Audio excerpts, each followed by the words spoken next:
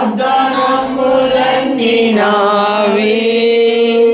ప్రతి అధ్యాయము వరుస వచనము తన దివ్య ప్రేమ వాగ్దానములు, గ్రంథ వాగ్దానములన్నీ నావి.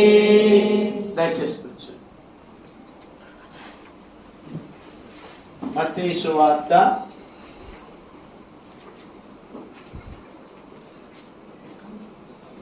3వ అధ్యాయము. మత్తయి సువార్త 3వ అధ్యాయము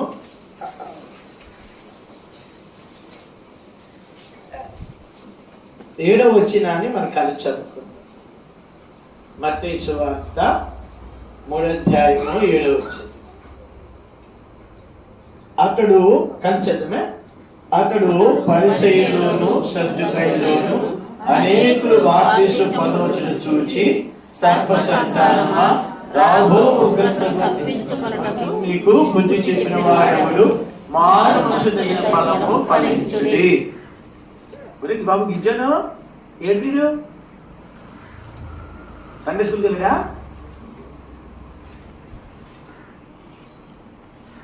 మొదటి కొరింథీ పత్రిక మరొక భాగం 11వ అధ్యాయము 28వ వచనం. ఏదో చూడు, ఏది మనకి అక్కడ ఉన్నాడా లేకపోతే ఏంటి, లేదా కొంచెం షికార్కి వెళ్ళి వచ్చాడా చూడు. 11వ అధ్యాయము 28వ వచనానికి చదువుకుందాం. 11వ అధ్యాయము 28వ వచనం. కాబట్టి ప్రతి మనుషుడు దంతాలు పరీక్షించుకోవాలి, అలా చేసి ఆ రొట్టెని ఆ పాత్రని త్రాగవలెను. ప్రార్థన చేసుకుందాం. మోకరించండి.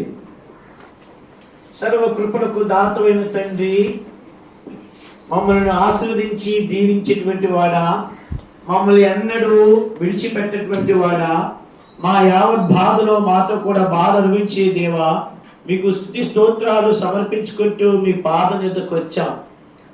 దేవా, మేమందరము ఒక ఇంటి వారముగా మీ బిడ్డలముగా చేరి వచ్చి దేవా, మా హృదయాలు తెరిచి మిమ్మల్ని ఆరాధించటానికి, మిమ్మల్ని గణపరచటానికి, మిమ్మల్ని హెచ్చించటానికి మాకు ఇచ్చిన మంచి సమయాన్ని బట్టి వందనాలు. మా ఆరాధనను ఆగ్రహించినందుకు వందనాలు.